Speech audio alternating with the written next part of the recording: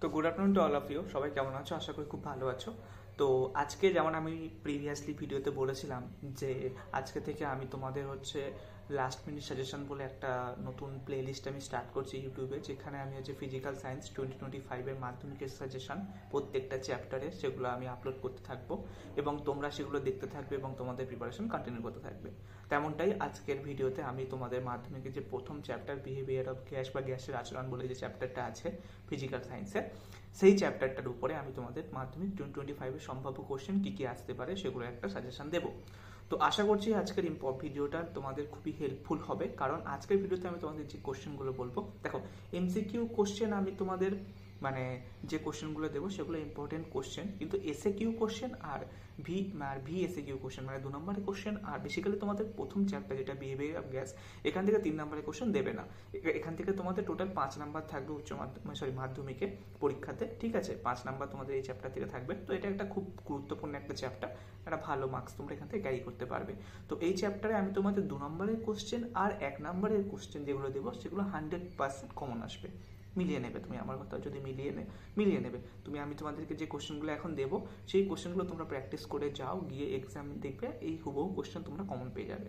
তো চলো বেশি কথা না বাড়ি আজকে ভিডিওটা স্টার্ট করি।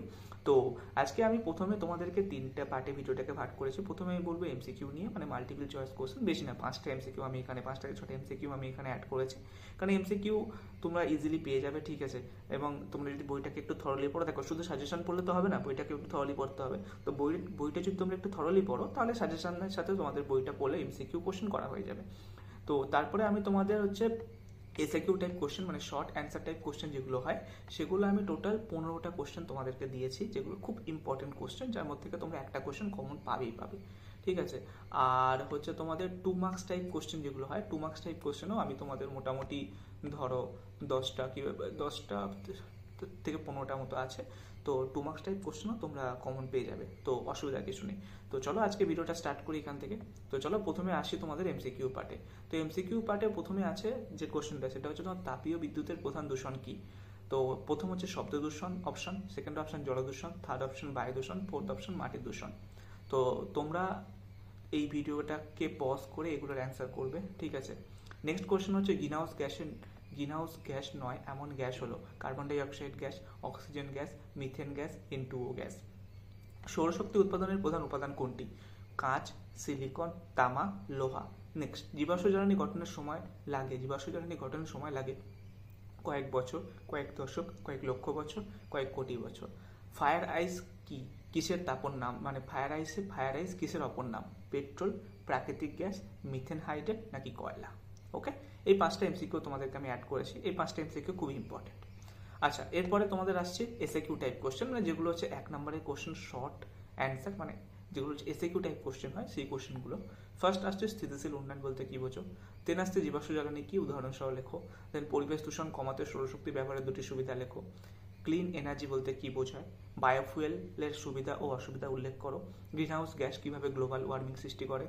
আচ্ছা, নেক্সট জলবিদ্যুৎ উৎপাদনে ব্যবহৃত প্রধান প্রযুক্তি কি, আর সিএফসি এর সম্পূর্ণ নাম কি, এটি পরিবেশের উপরে কি প্রভাব ফেলে, আর পুনর্নবীকরণযোগ্য শক্তি ও অনবীকরণযোগ্য শক্তির মধ্যে পার্থক্য কি, আর জীবাশ্ম জ্বালানি অতি ব্যবহারে পরিবেশের উপরে কি প্রভাব ফেলে। এই যে কোশ্চেনগুলো বলছি, এইগুলো কোশ্চেনগুলো তোমাদের 1 নম্বরের কোশ্চেন, ঠিক আছে? এরকমও আসতে পারে অথবা সত্য মিথ্যা হিসেবে আসতে পারে। তো দেখো, কোশ্চেনের অ্যান্সার যদি তোমরা করো তাহলে কোনটা সত্য কোনটা মিথ্যা হবে তোমরা নিশ্চয়ই বেশি বুঝতে পারবে, যদি তোমাদের কোশ্চেনের দেওয়া থাকে পরীক্ষায় 2025 পরীক্ষায়, মানে কোশ্চেন অথবা শূন্যস্থান পূরণ যদি করতে বলে, ঠিক আছে? তো সেরকম কথা ভেবেই আমি এই এই 10টা কোশ্চেন তোমাদের আমি শর্ট লিস্ট করেছি, ঠিক আছে? যেগুলো ইম্পর্টেন্ট কোশ্চেন 2025-এর সম্ভাব্য কোশ্চেন। আচ্ছা, তো এরপর তোমার 2 মার্কস কোশ্চেন। 2 মার্কস কোশ্চেনের মধ্যে আমি তোমাদের যে কোশ্চেনগুলো দিয়েছি এগুলো খুব ইম্পর্টেন্ট কোশ্চেন।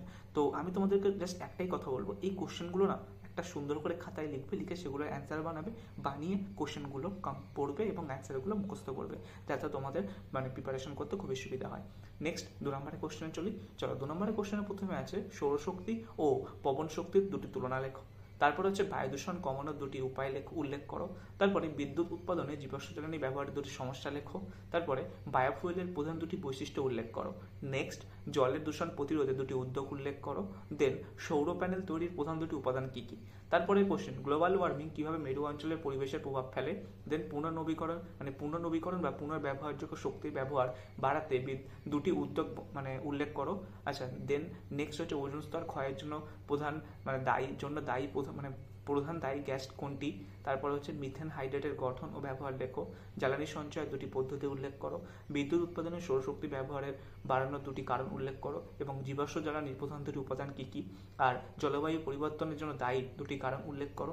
আর পরিবেশ বান্ধব শক্তির ব্যবহার নিয়ে একটি সংক্ষিপ্ত আলোচনা করো। তো এই যে কোশ্চেনগুলো তোমাদেরকে বললাম, এই কোশ্চেনগুলো খুব ইম্পর্টেন্ট তোমাদের মাধ্যমিক 2025-এর জন্য।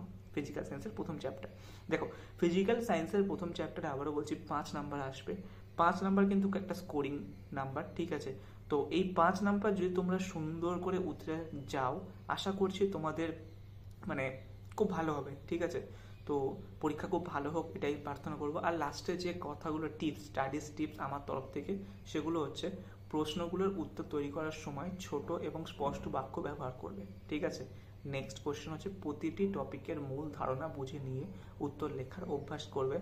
অ্যান্ড অ্যানাদার হচ্ছে লাস্ট যে টিপস, সেটা হচ্ছে এমসিকিউগুলির উত্তর খুঁজতে বইয়ের অধ্যায়গুলো পড়া জরুরি। বুঝতে পেরেছ? আশা করি তোমাদের সব কিছু ক্লিয়ার হয়েছে কীরকম টাইপ কোশ্চেন আসতে পারে। তো এই কোশ্চেনগুলো যে 30টা কোশ্চেন আমি তোমাদেরকে দিলাম, এই 30টা কোশ্চেন তোমাদের সম্ভাব্য 30টা কোশ্চেন, ঠিক আছে, মাথায় রাখবো। এর মধ্যে থেকে তোমরা 5 নাম্বার কমন পাবে তোমাদের ফার্স্ট চ্যাপ্টার যে গ্যাসের আচরণ যে চ্যাপ্টারটা, এই চ্যাপ্টার থেকে তোমরা 5 নাম্বার এইগুলো কোশ্চেনগুলো করলে কমন পাবে।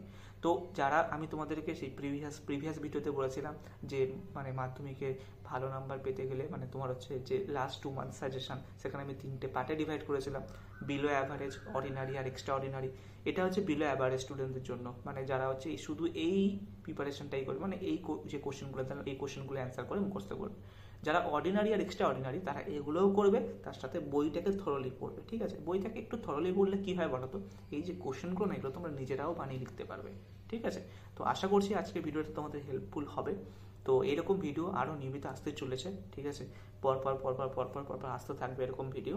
এবং তোমরা নিজেদের তোমাদের যে প্রশ্নগুলো দিয়েছি এগুলোর উত্তর তোমরা নিজেরা বানিয়ে লিখবে, ঠিক আছে। আর আমি এই যে পিডিএফটা তোমাদের এই ভিডিও ডিসক্রিপশন বক্সে দিয়ে দেবো, তো তোমরা ওখান থেকেও ডাউনলোড করে নিয়ে দেখতে পারবে।